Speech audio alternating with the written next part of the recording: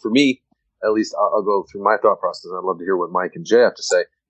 Is it a learned skill? Is it a perceptual error? Is it a learned error, a perceptual error, or is it a physical error? Those are kind of three things I go through. And I try to answer that, knowing the athlete and stuff like that. In certain contexts, like just use your eyes. And that's the big thing that I made this change like 6 years ago, is because I would visually see these changes in 15 and 20 minutes. And then, as both Jay and Jeff said, like Jay's in the classroom with his team and at the practices, at the games. Like you can watch that's one thing I have against a lot of strength coaches that are maybe disconnected from their sports. Like know your sport more. Like watch practices. Get, like Jeff said, get huddle and look at your athletes practice. Go to their games, because that's the number one way I've seen it. Is just you can see things in the game. You can see them as a coach using your coaching eye, and then you get feedback from your athletes, and they'll tell you that I saw this differently, I'm perceiving this differently, and I'm in the right spot at the right time, and I just don't know why. And that's how you know your things are working.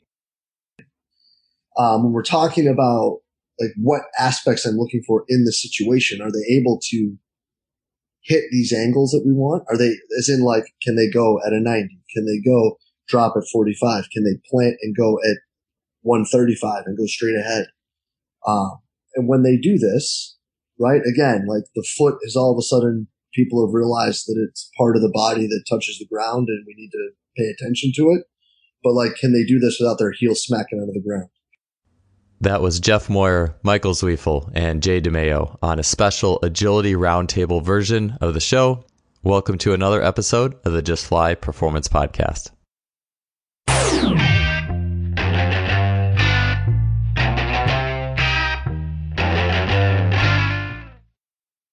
Today's episode is brought to you by our longtime sponsor, Simply Faster. There are a lot of sports technology companies out there, but Simply Faster is the only website you can go to that features an online store that covers the bandwidth of training technology, from force plates to timing systems to muscle stimulators and more. Some products of Simply Faster that I use and love include things like the Freelap timing system in K-Box, or coaches' favorites such as GymAware. Recently, Simply Faster has added 2 units that as a coach you should definitely take a look at. The first is the Muscle Lab Contact Grid, which is an extremely affordable and portable, step-by-step, literally, system to collect data on jumps, bounds, sprints, agility, hurdle hops, and really as much as your creative mind can imagine. In what used to take a whole runway worth of data collecting strips, the Contact Grid does it all with only 2 small strips that together cover up to 40 meters of sprinting. Ground contact time, step rates, rhythms, and beyond are at your fingertips with this device. Another new unit, the VO2 Master, is an ultra-portable gas exchange analyzer. Don't guess on energy system development when you can get direct insight into VO2 capabilities in relation to specific sports skills, rather than being hooked up to tubes on a treadmill, or worse yet, a cycle ergometer to get a VO2 max. Think of the VO2 Master as your own gas exchange lab without the tubes and wires. Deepen your analysis in the specific conditioning preparation of your athletes with the VO2 Master today. These products and incredible customer service make Simply Faster your go-to for your sports technology needs. I'm happy to have partnered with them in sponsoring this podcast. Their support has been tremendous, so check them out today at simplyfaster.com. That's simply with an I, faster.com. Welcome to episode 171 of the Just Fly Performance Podcast. I'm your host, Joel Smith. Thanks for being here today. And we have, as I mentioned, and as you've heard, a very special agility and change of direction roundtable. Our 3 guests for the day are all prior guests on the show. We have Jay DeMayo, who is the head basketball performance coach at University of Richmond, also organizer of the Central Virginia Sports Performance Seminar and podcast. Jeff Moyer, who is the owner of DC Sports Training, a many times previous guest on the show and wealth of knowledge, and Michael Zweifel, owner of Building Better Athletes Performance, a guest who's been on the show before in the world of the perceptive and reactive space. So agility and change of direction. This topic can range anywhere from the newest attention-grabbing speed ladder drill on Instagram all the way up to a fairly complex explanation of the ecological approach, perceptive and reactive space in a very complex sport environment and everything in between. So for the sake of today's show, what I wanted to do was this. If you've been listening to the podcast before, you've probably heard the idea that doing canned agility drills, like a 505 drill or pro agility, where an athlete runs to a series of cones for time, has been shown to have very little or no transfer in the actual field of play, where athletes are actually moving to a constantly changing space and a constantly changing opponent with a specific objective. So this begs the question, well, what do we do then with a lot of the more quote-unquote traditional agility training pieces? And for the sake of this show, we have a group with a little bit of a diversity and viewpoints. So not everyone, and that's what I love about this show, is on this particular episode, not everyone agrees or looks at it the same way, but there is a lot that we all do agree on. And so that's the way I like to take these things. And many times in the field, we tend to just, we tag ourselves with what's different. We really focus on what's different. For this show, we have a group that does have some differences in terms of traditional training, the perceptive reactive space, etc. But there's also a lot that's the same. And it's those things that are the same that we can really use to spearhead the agility and change the direction equation, which is very complex, by the way, forward. And so I'm really grateful for the willingness of these three participants. This is a really complex area to get into. The rabbit hole can be insane, but thankfully we were able to keep it pretty simple, regardless of the level of athlete you work with or your depth, how deep you've dove into the agility and change of direction space, whether it's just on the very simple and rudimentary level or you get really into the deep flow charts with all these scenarios. There's something here for everybody. I learned a ton. So that being said, let's get on to the show. Topics we're going to discuss in this roundtable are philosophy on what good change of direction is, thoughts on baseline physical abilities for better change of direction, KPIs revolving around change of direction or key performance indicators, different approaches to the value of any sort of movement training that isn't coupled with a perception or an action. That's where there is a little bit of difference in some of the opinions and ideas you're going to hear today. We're going to talk a little bit about how to record or quantify results of an agility program. We're going to talk about how to define pieces of an agility program and how to decide what to get an athlete to work on, special strength, and a whole lot more. This is a great show, and I'm excited to bring it to you today. Let's get on to it. All right, so first order of the day, and thanks all for being here. And I think there's a lot of opinions when it comes to agility and change of direction, and with all the factors that go in. I've seen these huge charts of all these, these huge flow charts of all these little factors that go into change of direction on the field. But let's crack this one open by saying, what does good change of direction or good agility on the field mean to you as a coach and in your training process? Jeff, you want to start, dude? Sure. Well, on the field in the sport, it's, I don't know. I guess I've never really tried to put it into words, but it's just an adaptability to whatever comes their way. How well can they respond to, for instance, soccer, athletes diving at their feet, balls in the air, working the sideline, getting in and out of tight situations. Just kind of adaptability is one of the big things I look for. So for me, I guess it's the ability to respond to the changing environment, I guess would be a textbook answer. Yeah, I went really philosophical and esoteric in textbook on this first question. Sorry, guys. No, but I like the question. Joel, I think in the sport that we both have in common, it means flip turns.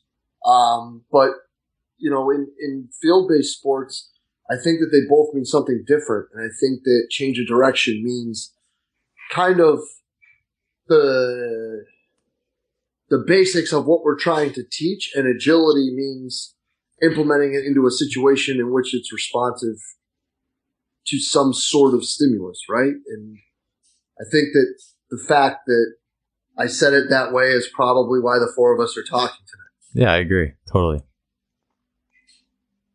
Yeah, I mean, I'll piggyback with what Bill said. I agree. I think it comes down to athletes, for me, like, be able to solve problems on the field. So be able to use some of the contextual information that's present in their respective sports and finding authentic, genuine, adaptable ways to solve those problems. And so I don't think it has to be super complicated. That's kind of what it comes down to me. I want athletes that are able to solve problems on their own without me as a coach necessarily trying to give them the answers. Because as we all know, in their games, in their sports, we can't sit there and hold their hands and give them the exact answers to what they should be doing at every moment in the game or the sport.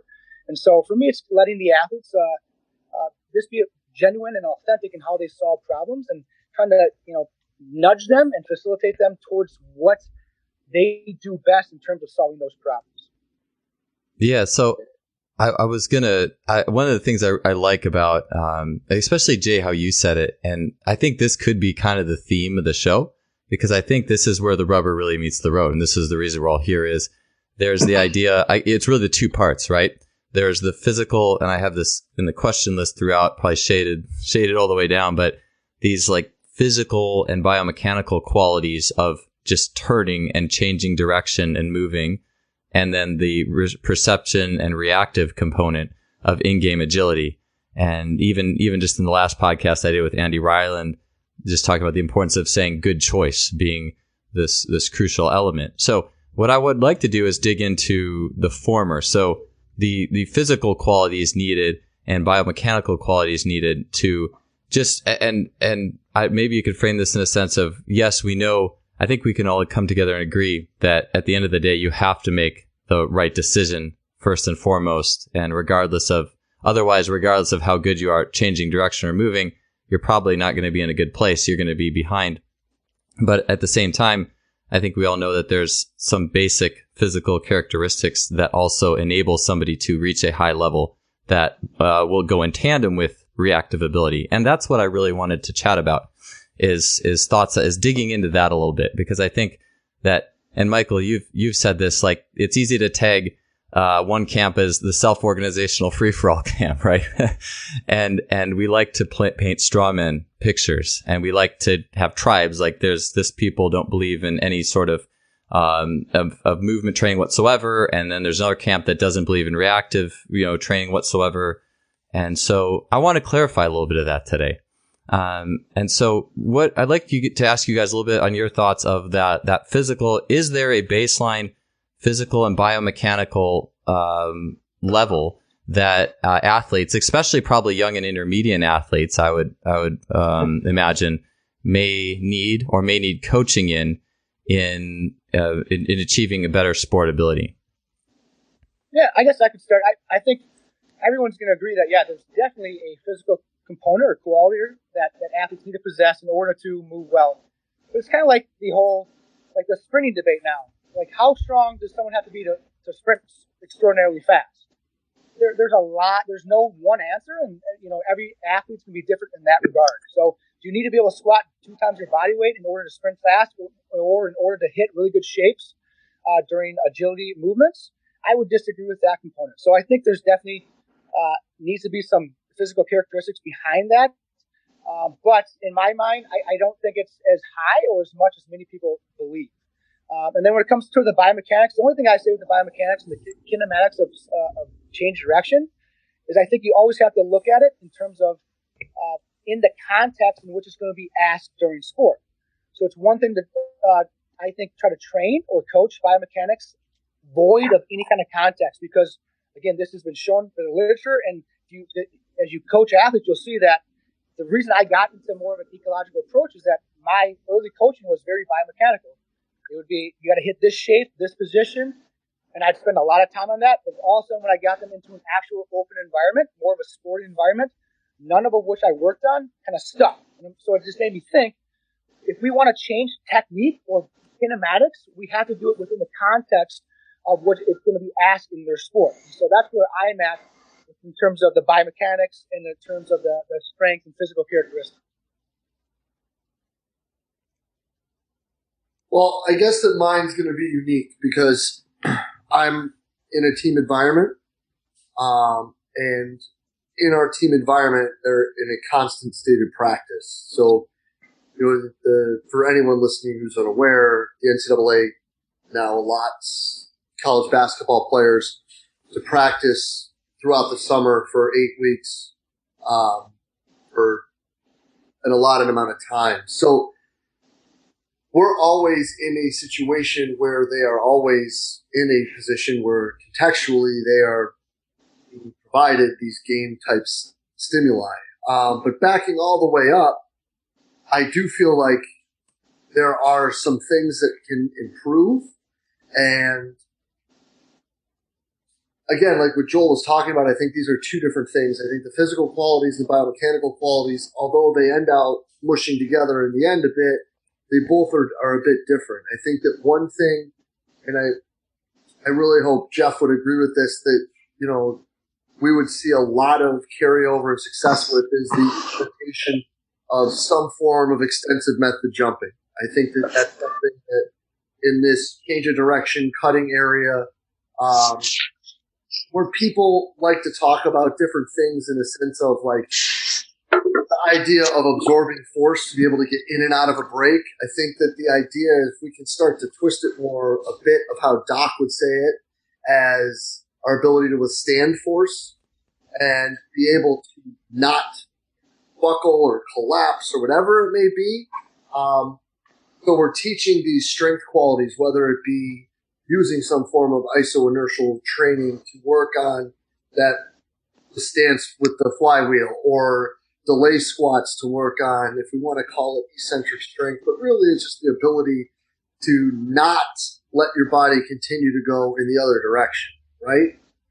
And that's where I see those things tying in with extensive method jumping. Now, things like squats, and now, people have looked and seen, like, we do a lot of barefoot stuff and strengthening the feet, all of that. Does that all tie in? I 100% believe so. The players I get the opportunity to coach every day believe so. So there are some of those strength things. And I think we would all also agree that as you increase these physical qualities, revisiting the technique of the movement is probably a good thing, right? So as we build more and more strength or explosiveness or elasticity or stiffness or whatever the day this airs we're calling these qualities, working on the technical aspect of the exercise or the movement that you're trying to perform, you would then in turn believe that it would carry greater into more of the chaotic environment, right? It's sort of like just the part whole method. We're building things into parts, and then we're just going to do this skill. And then where I'm lucky is we practice the skill for a random whatever, depending on the guy's amount of time through the year. And then they're doing all this other stuff at practice or when they're playing. So we're working on these techniques that are hopefully going to show up and help them perform these skills at a higher level, while in conjunction strengthening and providing these stimuli that have carry over to them, then hopefully allow them to perform it better in that other environment that's practice. Jeff, did you want to tie into that? Yeah, I believe in both, to be honest with you. I believe a lot. So I like to know at least try to know the arguments from both sides of anything. And a lot of what I hear from kind of the constraints-led, ecological, nonlinear side is there's a biomechanical model, right? And we're trying to fit these biomechanical models. And I don't think so much it's a model. I think there's KPIs.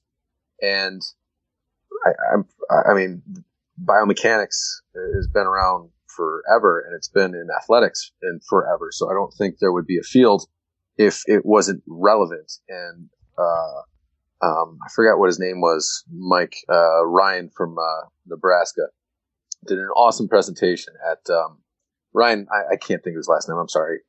He did an awesome presentation on biomechanics and using 3D models and all the fancy stuff he has at Nebraska at the movement seminar, Sean Mishka's movement seminar this past winter. And there are KPIs. There's not necessarily a model, but there are key markers. And I used to work.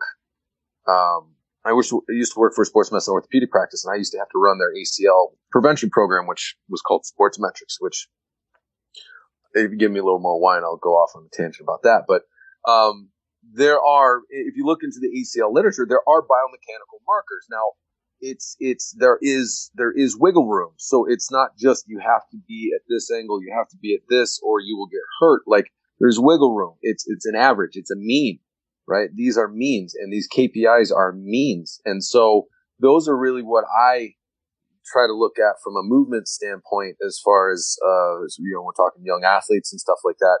Do we hit these KPIs? It doesn't have to be this perfect model of, whatever. I think that is what should be, I don't know, in my opinion, that's with the technical model people, it should be more of these KPIs and have these wiggle rooms, right? Give the analogy of a sled going down a snowy hill. But that sled track, the more you go through it, the deeper the sled track gets. But that sled track is not just a narrow sled track, right? It should be a bit wide where if there's a rock going down, you should be able to go around that rock, right? So there's wiggle room, there's variability within that. But that's not to say that sled track is not the most efficient or whatever manner. So with change of direction, there are KPIs that I look for, that, I use through, I've gotten from, people who have PhDs in biomechanics and study things like that. But I do try to take into consideration also the variability that goes into it, the adaptability. And, just because it might have looked ugly or a little different once doesn't mean I'm going to throw the baby out with the bathwater and all hell goes loose and we got to go back to teaching. We allow variability. From a physical quality standpoint, Jay and I have the same mentor, so I'm going to have to part with Jay on this as far as I completely agree. It's for some reason, a lot of coaches talk about absorbing force. Got to be able to absorb force, especially in change of direction. The eccentric absorb force, but it's withstanding is which we got to worry more about. And extensive jumps are a great way to do that. Extensive jumping and other methods.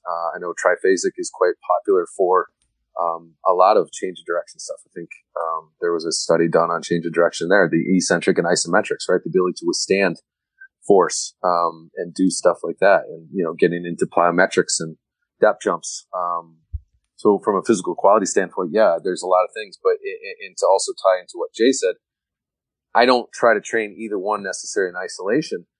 Your physical abilities have to match the movement on the field, in my opinion, to have the best transfer of training, and that's really all I give a shit about. And that's really what I think. At the end of the day, we're just talking about is transfer of training. In order to have that, we have to have what we do in the weight room, transfer to the movements on the field. Otherwise, it's useless. So, doing specialized exercises that match, some of the change of direction stuff that you do in the field, and some general exercises that can help with the physical abilities that match aspects of movement on the field. That's where, in my opinion, I think this is the biggest bang for your buck. You're listening to the Just Fly Performance Podcast, brought to you by Simply Faster. I like, in Jay, you mentioned kind of that part whole system and the strength element, and Jeff, you did a good job of kind of clarifying a lot of the more technical terms into like the KPI models, and I want to get into that with you. But it made me think about this in the sense of I'm a little bit of an ends guy. I don't work in the middle so much, in the sense of I'm very into the reactive qualities that athletes will see if it would be my job and context to train that. You working in a university sector, obviously it's a little more siloed out. But then you have on the other end, like you guys are saying, the raw physical qualities, the ability to change direction, the single leg strength. I like, Jeff, how you said it's more of a deflection than an absorption.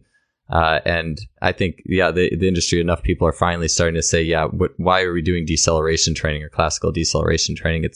There's a lot of dissimilarities there.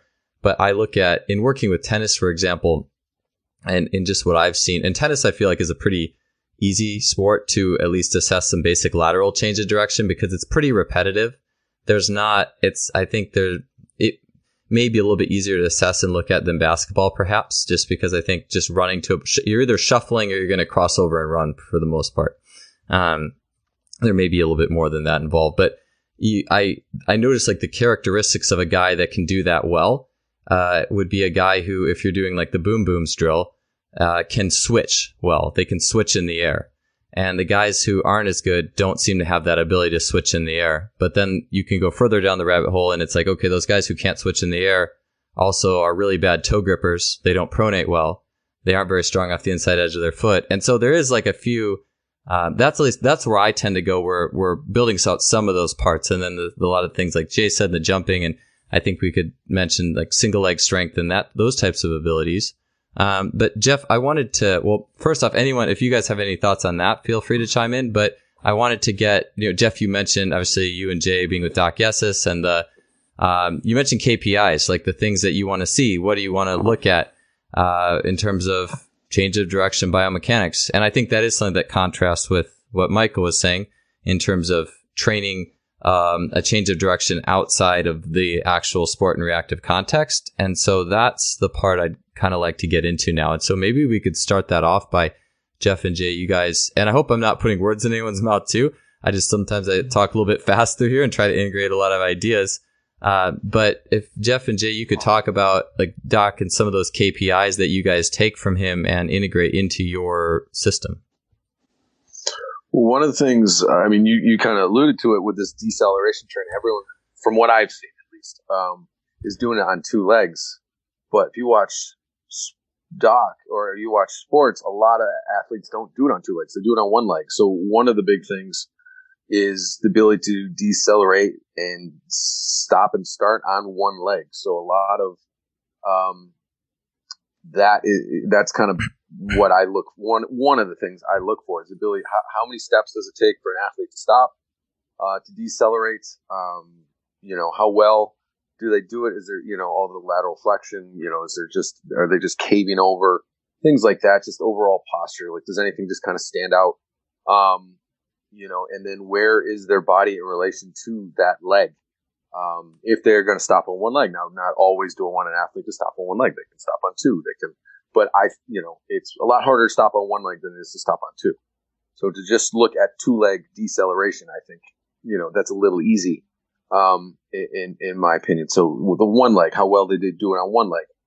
So that's one of the big things we do, with our delay squats and other things of that nature. I don't know if Jay's ever gotten to like doing iso eccentric like calf raises, and things of that nature, but ability to again build that withstanding on one leg, and posture upright, not caving over at their back, so their spine position and things of that, head position. I know, especially in the ACL literature. Right, there's a higher likelihood of tearing your ACL if there's lateral flexion. I forgot what the degree of range of motion is, but it's something like that. I don't sit there with a goniometer and measure shit on a video, but you know what I mean? Like, I'm looking for just, does it look like shit? And kind of go backwards from there, I guess, in a simplistic manner. Yeah, and I think that when we're talking about these simple cuts that we would quote unquote practice in our training, I think that, again, going back to the uniqueness of the situation that I'm in, is there things that typically would show up in our version of the offense, and some things that would show up with how we typically guard teams. So what I hope for is that it looks crisper when they're doing it and they're just focusing on doing it. Right? Because there's no distractions. When you take everything else out, they should be able to do this better. And I use that as more of an evaluation as to how the day is going to go, because we do this as part of our warm-up preparatory work in the beginning. When we're talking about like what aspects I'm looking for in the situation, are they able to hit these angles that we want? Are they, as in like, can they go at a 90? Can they go drop at 45? Can they plant and go at 135 and go straight ahead? And when they do this, right, again, like the foot is all of a sudden, people have realized that it's part of the body that touches the ground and we need to pay attention to it. But like, can they do this without their heel smacking out of the ground? Can they stab into the ground with that foot, and then can they push their pelvis in the direction that we want it to go? Because I think the one thing that Doc really he kind of beat me over the head with for a while is that it doesn't matter if your pelvis doesn't go that way, right? So using these as kind of just like a special exercise in order for them to carry over into that situation. And then other exercises that we would do. So bounding in different directions. I look at that probably more than the weighted exercises in these situations, because that's really easy to be able to be like, we're covering more ground, or we're quicker off the ground and covering more ground. In the special exercises with the lunges, are we now able to actually displace our pelvis at a greater distance? So we need to add resistance. Are we able to do these other things? And then is it also showing up in the practice that we're doing? So we know that A is feeding B and then in turn feeding C.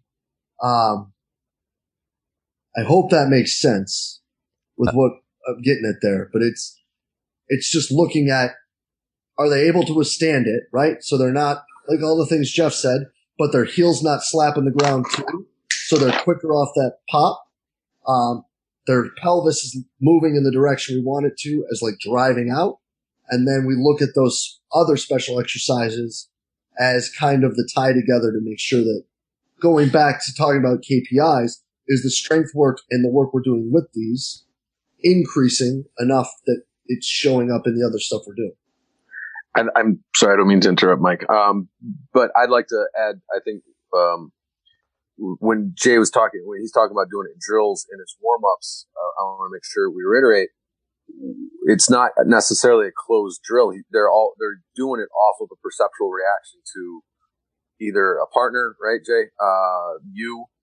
Another coach. There's always eventually, yes. Right. There's a perceptual aspect built in to some of the technical stuff that we'll do as far as the KPIs and the drills. So I want to make sure it's not necessarily just a closed drill where it's just you're going to a cone, cut, go to another cone, cut, or some fucking agility ladder. No, right. But every year we go back and review these pieces just to make sure. Right. Again, if we just spent a whole off season developing these other physical characteristics, I want to make sure that we can still display the ability in the most remedial sense and work our way back through it as we improve our way towards, as our building through the preseason practice. So like tomorrow, we'll be jogging in, sprinting out on the 90s, walking in, jogging out on the 45s and the drop. Like that's just the progression that we're at right now. And if they display, which they all will, then that continues to move forward. And then probably, what's today? So it's like October 3rd. So by the third week of October, we'll have all four directions in, and we'll also now be going off either a reaction with a point or a cue and or a distraction. So a point one way and saying something else to make them understand what they're focusing on. So yes, as Jeff was saying, and like what I was alluding to before, it's ever evolving, but we start with that technical teaching model just to make sure that we're where we need to be. Does that make sense? Yeah, to me, just to kind of summarize what everyone said so far, in my I feel like we certainly, and any coach who works with athletes, especially in the physical preparation realm, I think, like both you said, like movement quality is of the essence, whatever drill you're doing. I like, Jeff, what you had kind of said about counting steps, deceleration, at least being able to put, if we're just going to coach movement for movement, to be able to at least put some basic tags and frames of references. And I think even coaches, regardless of if there's a lot of, I guess you could call it maybe gray area stuff, like between that lives between the world of perhaps strength and then the actual chaotic sport environment or straight line running in sport environment or anything like that. I think that certainly basic movement is appreciated by all.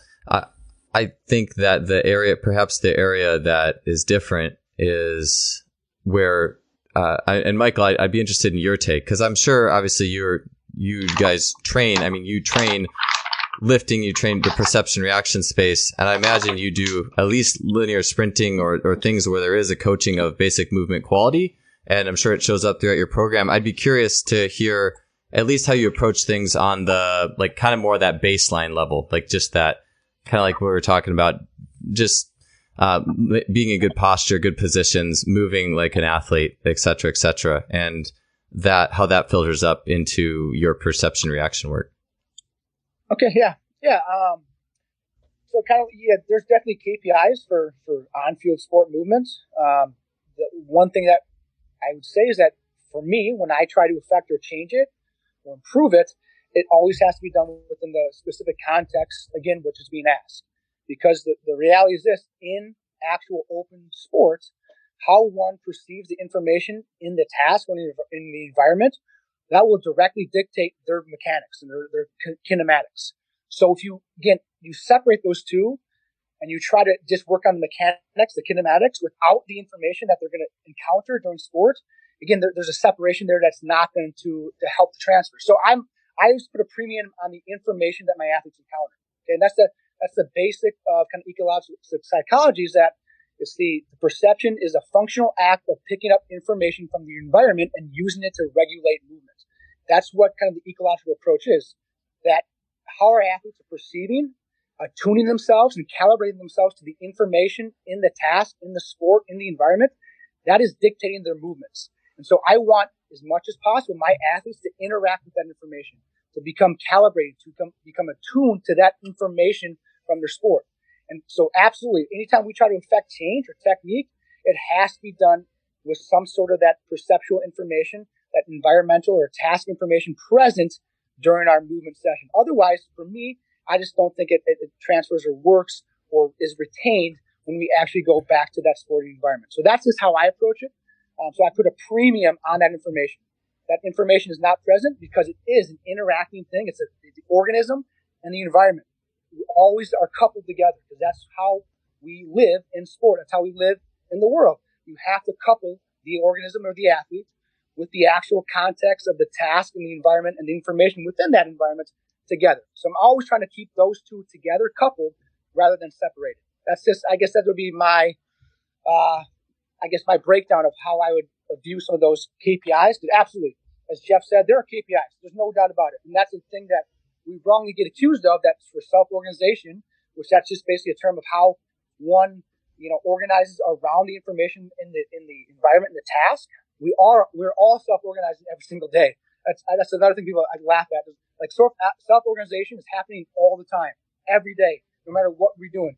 You give an athlete a cue, they're going to organize around that information, how they perceive it, and how they interpret it. They're self-organizing.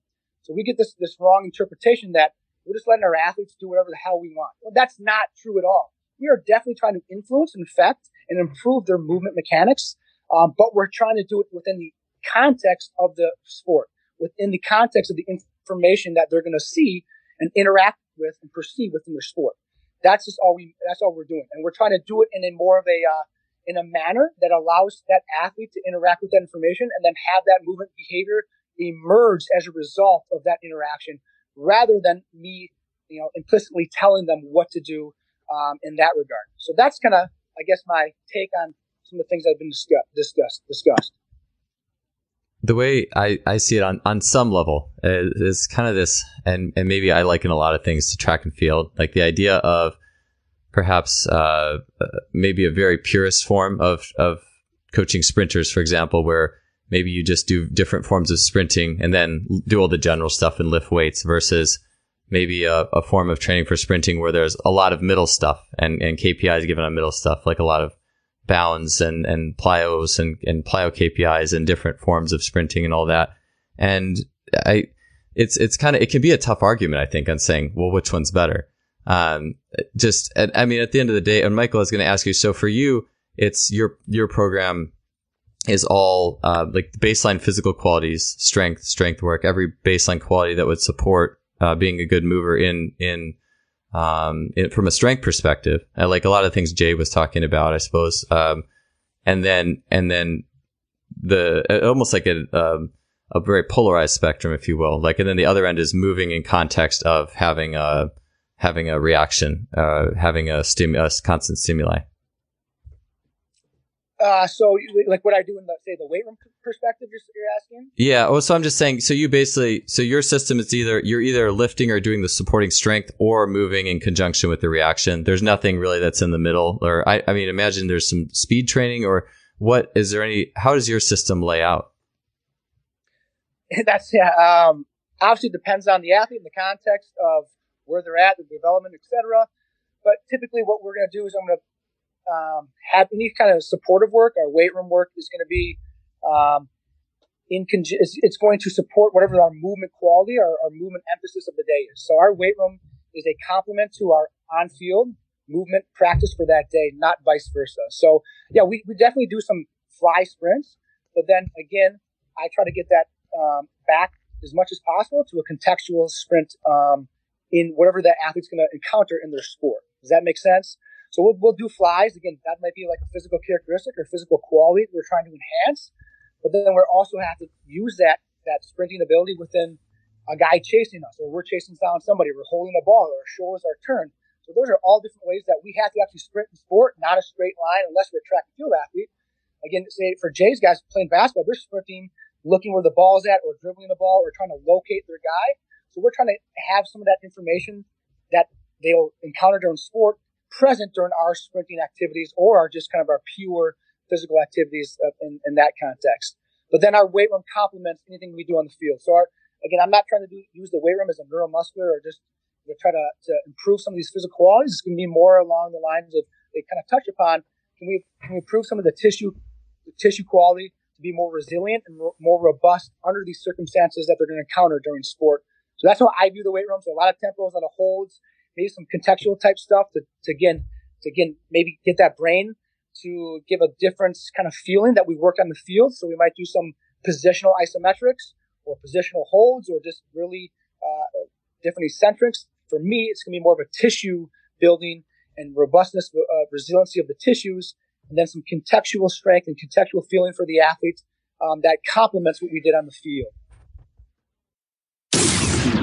You're listening to the Just Fly Performance Podcast, brought to you by Simply Faster. Yeah, it's one of those things where I think that, and this is why track and field I think can be an easier solution in many regards, because I think it's a lot easier. Like the World Championships are going on right now in Doha. It's very easy to say, okay, well, this is what you ran. Here's your progression. Here's your year-to-year progression.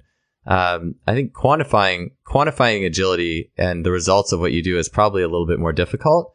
Jay, I know you were talking about doing you had recorded like blow-bys in the guards or something with how often like an athlete got blown by. Do you guys use any metrics or is there any like real applied KPIs that you guys or ways to staticize the effectiveness? And because I think that's a very confounding factor with all of this. And so how do you guys see the quantification of the results of the system? Well, that's the only numbers that I actually have, and it's actually what I'm trying to find right now in my Dropbox. Is that presentation that I gave for art at the last BSMPG? Is that we had those 10% improvements over 2 years when it came to keeping people in front of us and driving by people.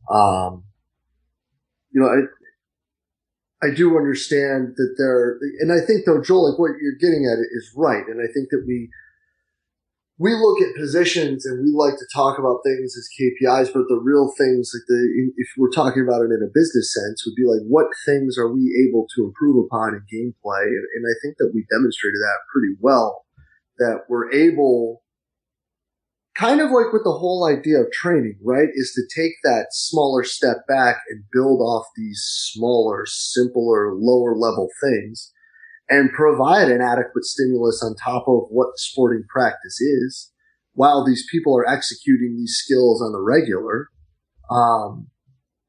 in order for them to then be more successful. But yeah, that's the long-winded answer to, other than those 2 seasons that I presented on at Arts, I don't have other data for that. Sure. I think one area of all this is what I look at, is I feel, and this would be more along the lines of self-organization and skill development and all this. And I like something that Stephen Jones said in an article he wrote not too long ago, is the idea that perhaps we don't have as many natural talents as we used to, in the sense of everything is more coached now. Everything is more regimented. Athletes will specialize earlier. And to me, and I've heard Lee Taft say this, is the best movers and reactors that he sees tend to be those kids that just played all sorts of different ball sports and reaction sports from a young age. Mm-hmm. And it just got built in the system.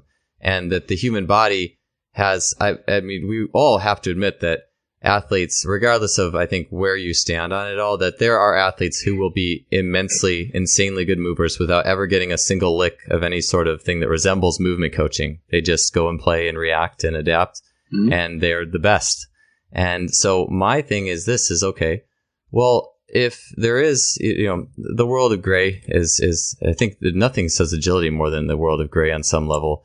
But how do we say, okay, maybe you seem to move pretty well, if we are talking like just basic movement, basic change of direction, knowing what that is, saying, hey, you look like you move pretty well. You look like you don't. You're missing something here. Or maybe, like I said before with my tennis guys, who one guy is the guy who's the best mover on the team, exhibits particular characteristics, like he can do a crossover, his legs switch in the air like a boom boom type drill, and some guys who can't.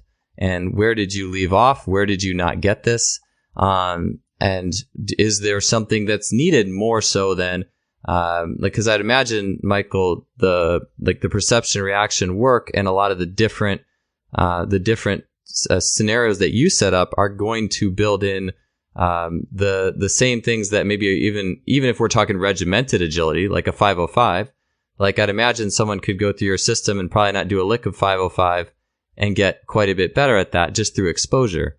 And so, and I correct me if you think I'm wrong on that, but so my question is how do we tell who might, if there is, with regimented work or any sort of KPIs, or who needs this improvement, who needs this work, who's fine? Where do we start with that stuff?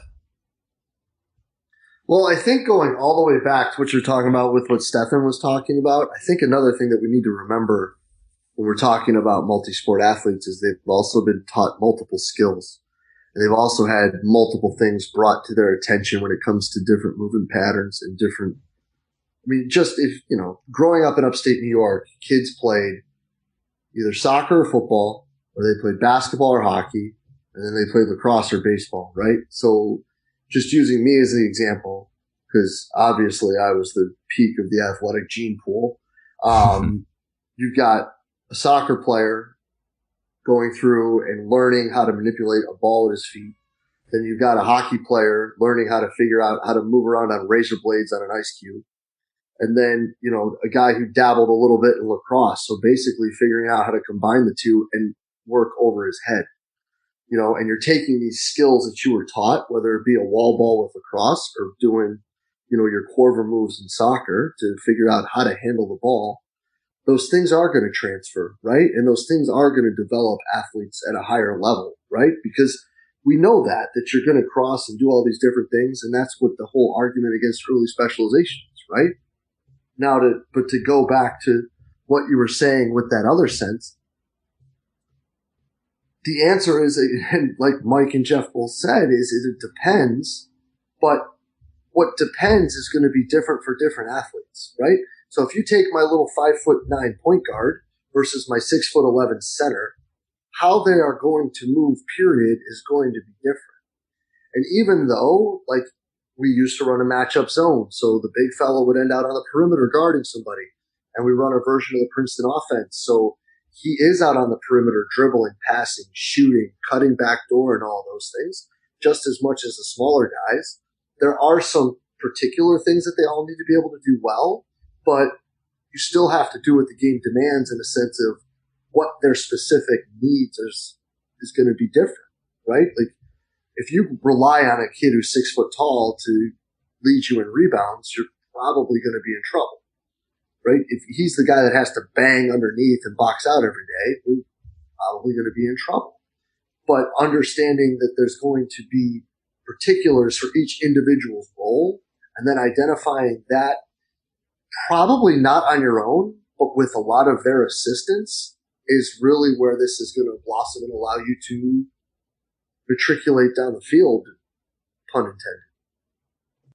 Do you guys have some other thoughts on, Jay, you mentioned with blow-bys, but Jeff and Michael, in terms of kind of basically assessing the fruits of your labor. I know it's a difficult measure, but even if it's just subjectively assessing film, anything like that, athlete feedback, how do you guys go about that process? I know it's tough versus just the combine or track and field. I think it's a different animal, and that's why I think this is oftentimes there can be a lot of this can be a tough conversation in that sense. But you guys have any take on that?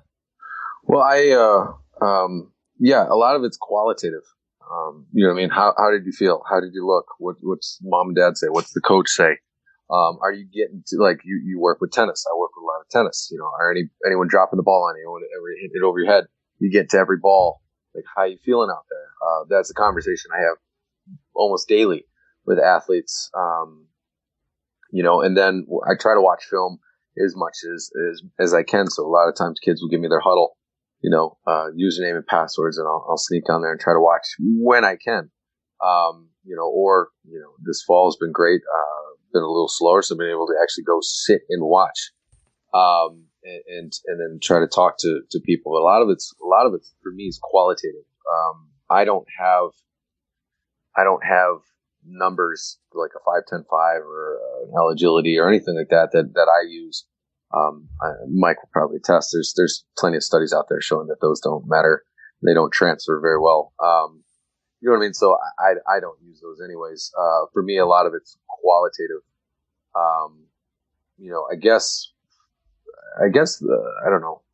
Maybe going off of something Mike said. I guess one of the questions I would pose to the group then is, all right, if we both sides of the camp agree that there are KPIs, and we see a kid who is not meeting the KPIs, then what do we do? Right? Then what? Yeah. Do we step back? Do we get them to think about it? Do we try to form the drill around those KPIs to get them to do that? Do we try to use language or a focus to get them to do it? Or you know, is that, you know, for me, at least I'll go through my thought process. I'd love to hear what Mike and Jay have to say. You know, is it a learned skill? Is it a perceptual error? You know, is it a learned error, a perceptual error, or is it a physical error? Those are kind of three things I go through. And I try to answer that, knowing the athlete and stuff like that. You know, I've given the story of that tennis player I've worked with plenty of times, working on his backhand and, you know, breaking down the biomechanics and the KPIs and the specialized exercises, blah, blah, blah. But it was a perceptual issue that led to that. You know, that was one of the things. But then I worked with a football player, and Joel, I can send you the video. I try to put a progressive, presentation together of this athlete, this football player, when first watching his game film. I worked with him, watching his game film. I thought he saw too many steps. He wasn't cutting very efficient. He had a lot of lag, blah, blah, blah. I tried to show the progression, which we went through with the cutting drills, the specialized exercises, the jumps and progressions, and I tried to show game film from the next year. And hopefully people were able to see differences between, you know, year one and year two. So I wanted to be able to show that. I think, again, to me, a lot of it's qualitative and a lot of it's, you know, based on video, but, you know, I'd love to hear everyone else's thoughts. Yeah, Michael, what's your take on quantifying the outcomes of the program? Yeah, and that's what everyone wants, but unfortunately, you know, there's no way we can do a research on kind of actual agility because it is so contextual to each position, athlete, and sport, etc. But as all those guys mentioned, watch film, get your athletes' feedback, just watch them. I'll see kids that are, you know, in 20 minutes make incredible improvements. You can see the way they move, the way they perceive, the way they are picking up information and then tuning themselves to that information and changing just how they behave in certain contexts. Just use your eyes. And that's the big thing that I made this change 6 years ago, is because I would visually see these changes in 15 and 20 minutes. And then, as both Jay and Jeff said, Jay's in the classroom with his team and at the practices, at the games. You can watch that's one thing I have against a lot of strength coaches that are maybe disconnected from their sports. Know your sport more. Watch practices. Get Jeff said, get huddle and look at your athletes practice. Go to their games, because that's the number one way I've seen it. Is just you can see things in the game. You can see them as a coach using your coaching eye, and then you get feedback from your athletes, and they'll tell you that I saw this differently, I perceived this differently, and I'm in the right spot at the right time, and I just don't know why. And that's how you know your things are working. We all want numbers. We want to see this improvement, X amount of improvement, this percentage. But the reality is that that doesn't exist in actual agility, and that you have to use your coaching eye, film, feedback, etc., to be able to quantify or to see the improvements that you're having. Yeah. So then I'll jump on Jeff's really quick, Joel, because I think that he had some really, really good questions there. To answer that, I think that that's where moving and progressing and teaching the movement on top of it helps in that situation. And I think, again, I'm the Neanderthal, the simpleton, and the slow moving old guy of the group. But I think that the teacher in me, still back from the SUNY Cortland days, looks at this and says that this curriculum, if we may, needs to be consistently moving forward. And that's why there are days where we won't move forward, right? Like if the three of you guys come into my gym tomorrow, right, and Joel is killing it and Mike is killing it and Jeff is just technically not there today, whatever we're adding, Jeff's not going to do because he's not ready to do it yet. And while I do understand that, like, we can put them in situations for these things to happen, when they're always practicing, if I'm continuing just to put them into situations where these other things are going to happen, and we're not able to then look at the lower level aspects of it and then make a training decision based on that. So, like, let's say if Jeff was having a hard time that day, and I'm sorry to pick on you, buddy, maybe then this is a time too when we're starting to go through things, we just pull the workout out and we're like, listen, man, X, Y, or Z is happening. How can we make this better? What part in here do you think isn't helping? Because obviously, like, I think the four of us would all agree, like, we're not programming things for kids that we're just like, oh, won't that be fun? Like, we're sitting here and it's like, each one of these has a place and a purpose. But if Jeff thinks instead of doing X one way and doing it slightly different, it's going to be better, then let's do that and let's see what that does. And then on top of it, after you've given him that decision, then the next step is, okay, the other thing I saw, Jeff, was like your heel was dropping a bit more than normal. Do we think we need to make a change to the calf raises? Or should we, instead of doing those seated, do we now try those in the K-box? Or do we do something where now we need to think about elevating our heel when we're doing our single leg work to work on getting that foot and ankle stronger or something like that? So actually taking the parts and looking at what we're seeing and observing what fails and then trying to, lack of a better term, correct that, right? Like, that's kind of what, as Darren Roberts likes to call us, we're adult PE teachers, right? So, like, we need to sit there and break down what they're doing and try to improve it. But I do think that in sport, there are KPIs that we can look at. And, I was really lucky to have Tommy here to do that and to run those numbers for me. I wish he would still work for us for free and be our video guy for free, because not only did he do awesome with helping me out, but he was one of my biggest supporters, and he was like the most fun dude to have on the road that we've ever had. So, like, losing him for all three of those reasons stunk. But he's also going to be one heck of a basketball coach, because he sat there and goes, I want to look at what you're doing with this, and I want to see if it's showing up. Like, do you think it would show up in these parts? So, like, having an assistant coach, or at that point, a volunteer video guy who was as intrigued as finding those answers as to whether I was really actually helping us. When you say it like that, it's kind of scary. But he showed that those things, he showed that those numbers got better. We did those exercises, and then those other things got better. Is it if P then Q? Probably not complete. I'm sure that opponents mattered. I'm sure that the kids getting older and understanding the system a little better mattered.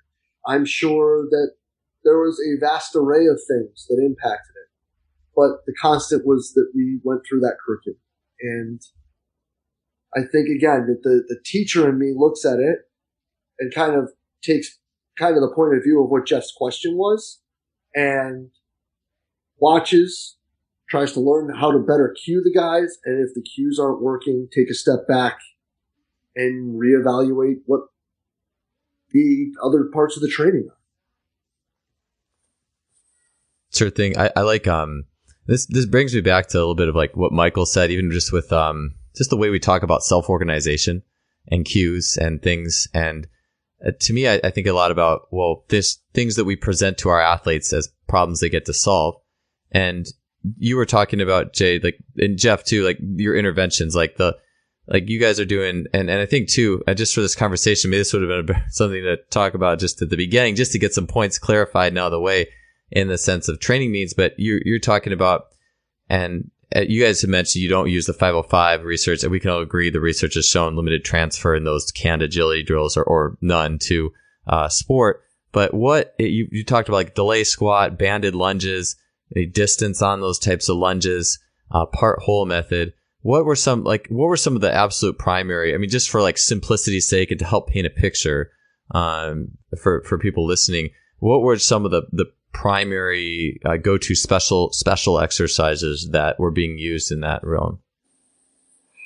Well, I mean, I guess simplistically, so if we're going to go through that spectrum of Bondarchuk, special preparatory, special developmental, competitive, general precedes all that.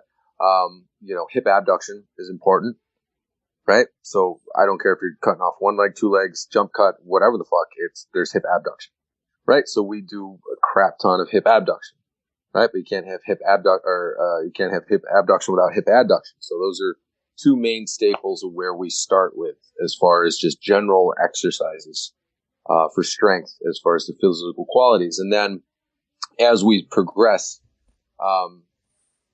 those will eventually kind of dovetail into the lunge series. And the lunges are supposed to, the lateral lunge is supposed to resemble an aspect of cutting, that hip abduction, that pushing off the ground and cutting. Now, due to our resistance in using active cords or like K pulley or, Versa pulley, whatever the hell you use, it's usually just done in a linear fashion. We're just pushing out laterally, even though I know cuts can be in many different directions.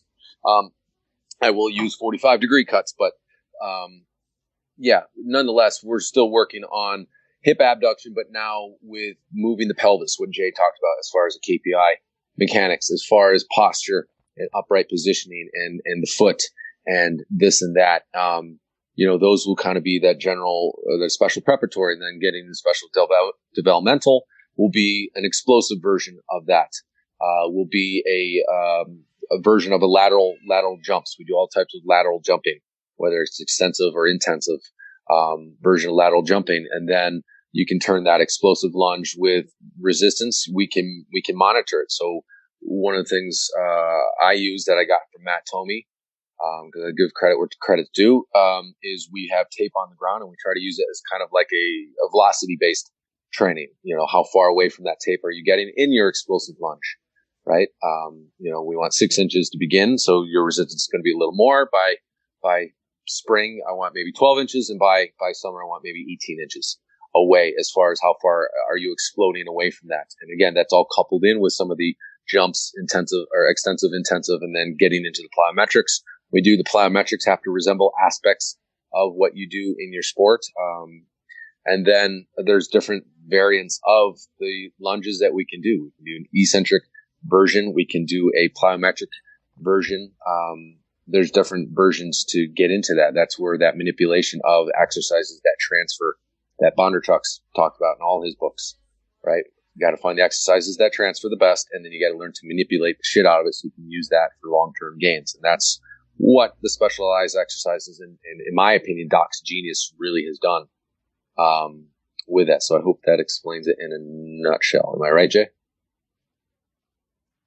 100%, man. Like, I don't think I would add anything else to that. I mean,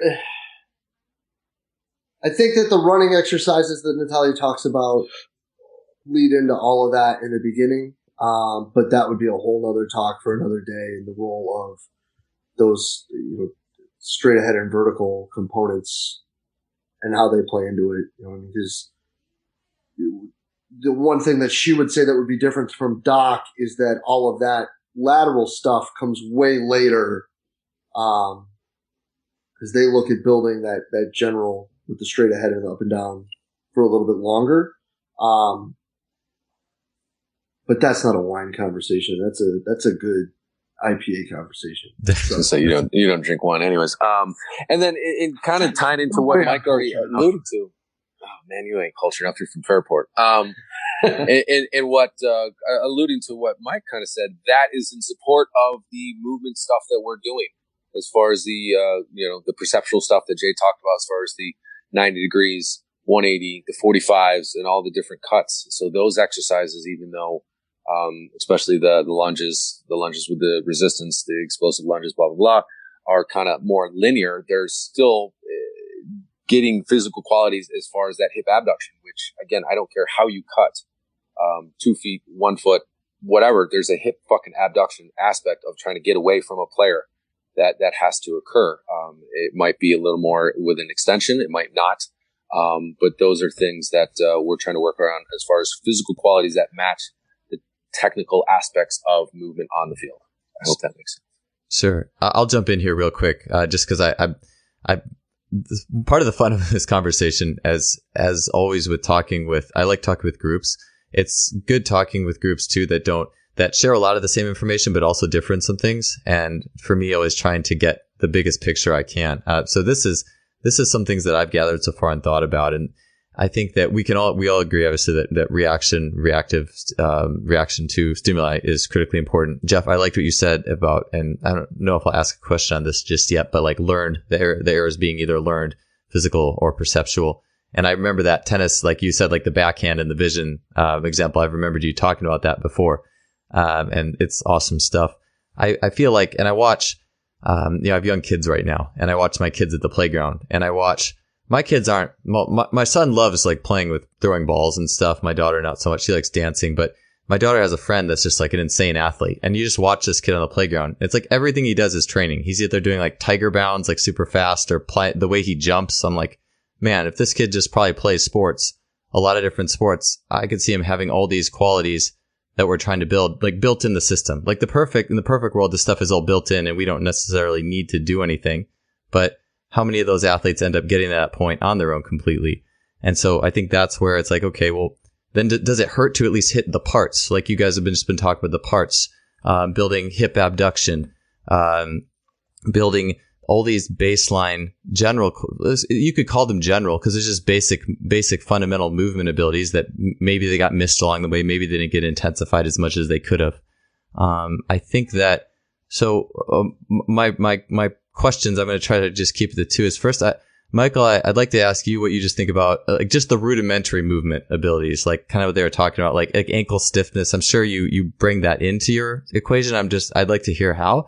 And then my second question is really that real gray zone. Like, and I think that real gray zone is maybe the 180 cuts, Jay, you were talking about, the 90 degree cuts. Cause I feel like that's a little more, that might be some stuff that, like even in my mind, I'm not nearly as experienced as you three in this realm. I'm a little bit of a facilitator, fly on the wall. My gut instinct there goes a little bit more with, I guess that just pure perception reaction line, if the physical qualities are truly in place. But I also know it's a way to measure if what you're doing is working in an objective sense. But I don't want to get carried away. So Michael, I'll ask you, what do you think about those, just like those baseline raw physical, just like the pure motor qualities or the physical qualities that make up this agility equation, and in context of what Jay and Jeff were talking about? Yeah, I for me it'd be they're supportive, and that's how I put all kind of that the general stuff. Is it all is in some manner supports kind of the on-field movement, and so. For me, it's just a piece of the puzzle. It's a smaller piece probably for me than some others, but I use it, I see it as a supportive piece rather than a main piece. That's just how I guess I would view that realm. If I could go back just a little bit on Jeff's question about, hey, you see a athlete has a poor movement or lacks in the KPIs, and how do you address that? That's a really good question. And that's obviously, for me, we tend to think that it's just purely a physical problem, that they're weak, or they're slower, they're stiff, or they lack stability or mobility. But we have to understand that, like Jeff said, it could be a perceptual problem. It could be a tactical problem. I think what some people often don't think about is, do they actually know what the hell is going on in their sport? Do they know kind of the schematics or the actual X's and O's, ins and outs of their sport tactically that allows them to be comfortable in those situations? I have a lot of high school athletes that are not in that realm. I think you can see a lot of mistakes in sport are tactical mistakes. And remember, you're going against another live human being. And their objective is to beat you, is to manipulate you, to get you out of position. I don't think we respect that enough, that the whole objective of sport is to get another person out of position. So guess what? We're going to find ourselves out of position at many times because we're going against a live human being whose objective is to do that. So we have to understand that it's not always just physical, but also perceptual, tactical, technical within that sport as well. So trying to figure out what under those four is driving maybe that lack of KPI, that movement mistake, I guess you could say, is that peeling back those layers is where I'd start with that in terms of adjusting or trying to change someone's movement behavior. You have to start with those things in my mind. I love that. Yeah, I think that's good.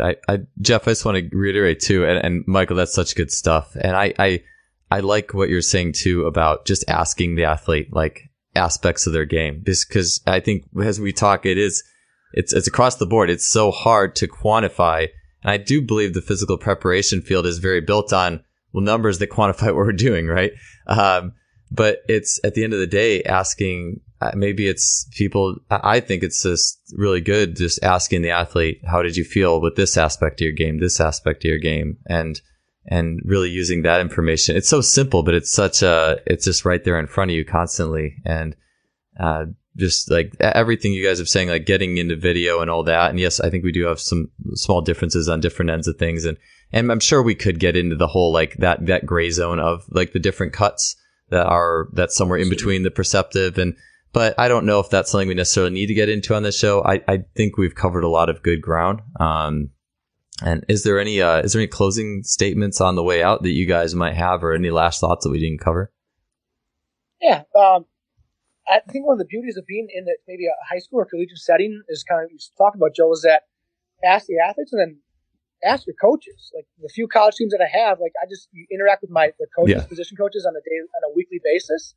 And I ask for them feedback. Are you seeing differences in how our athletes are moving within practice or their games? From your perspective as a sport coach who's more tactically driven rather than, for me, more of a perceptual driven. So if you're in a setting that has coaches that you're working with, please ask them on a daily, weekly basis. So asking your athletes is obviously wonderful.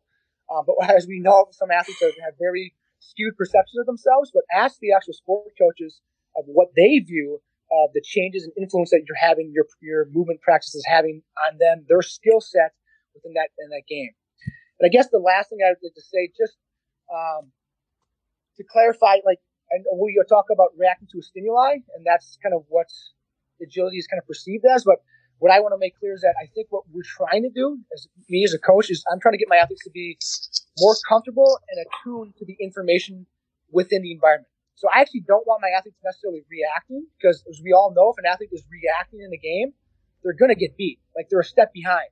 Rather, we want our athletes to be more tuned and calibrated to the information, so they're more comfortable interacting with that information rather than reacting, because that's kind of a secondary task. We want them to become attuned to information, not react to information, because if you react, you're a step behind, you're going to get beat.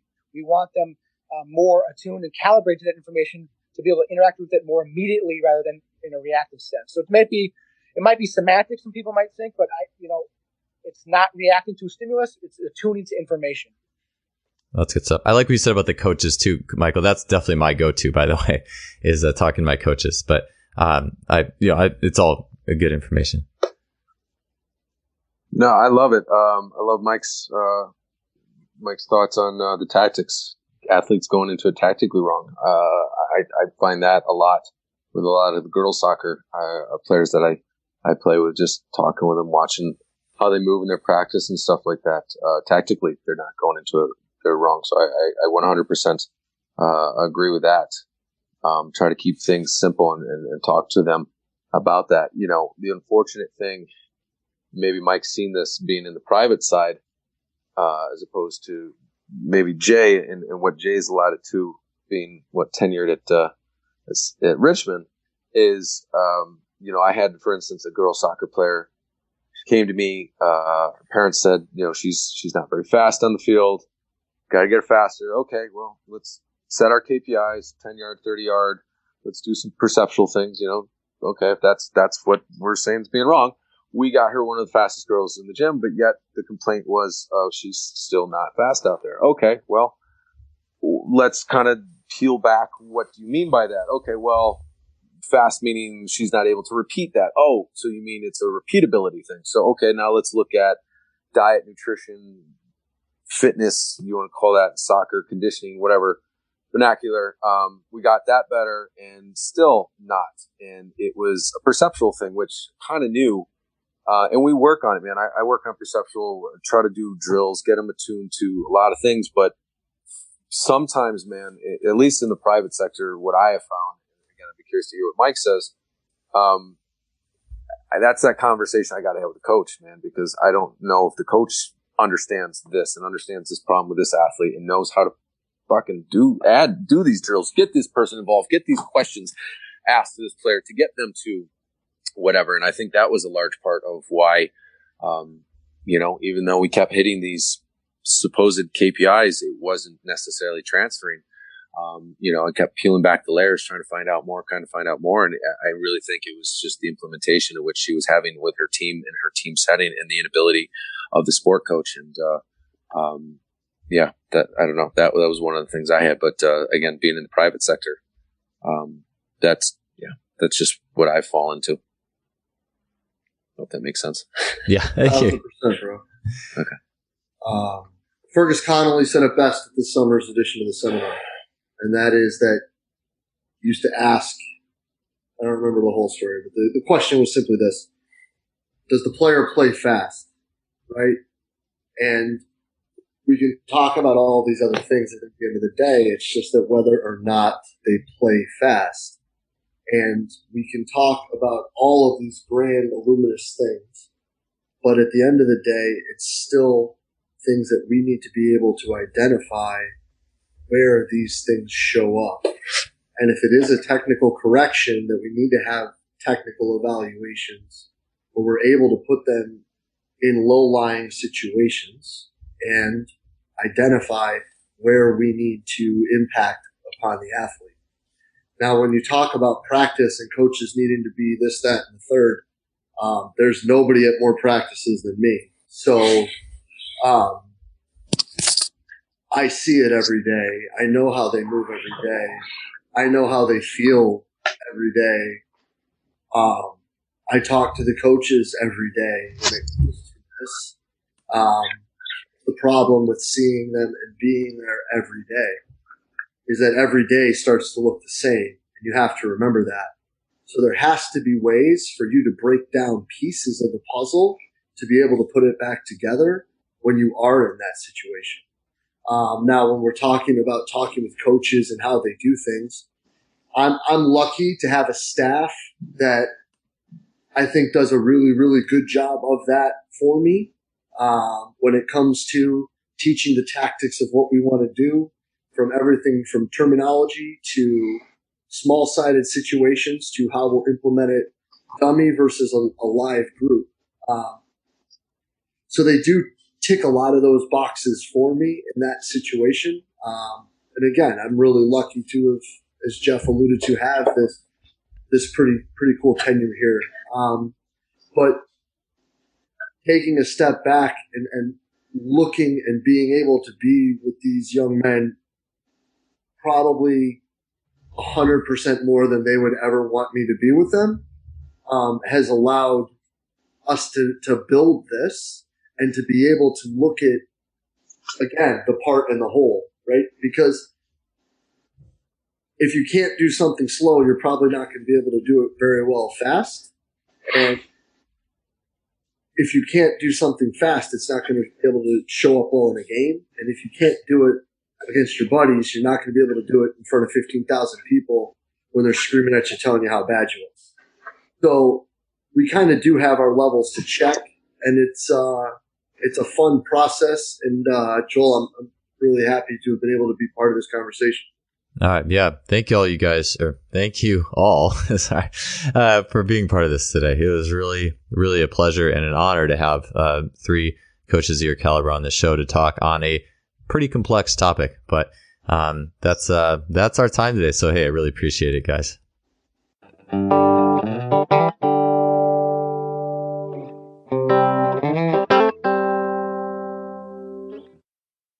All right, that does it for another show. Thanks for being with us today. I'm signing off. And man, that was just a really cool talk with three really brilliant minds in the field and talking or digging into a area that can be really complex. I'm sure you got a lot out of that show. I sure did. If you enjoy what we're doing on the podcast, you can support us by leaving us a rating or review on iTunes or Stitcher. Would really appreciate that. Be sure to support our sponsor, simplyfaster.com, suppliers of high-end trading technology, great technology, online store, and blog. So again, they've been a longtime supporter of our show. Support them in what they're doing. We will see you guys next week with another great guest. Have a good one.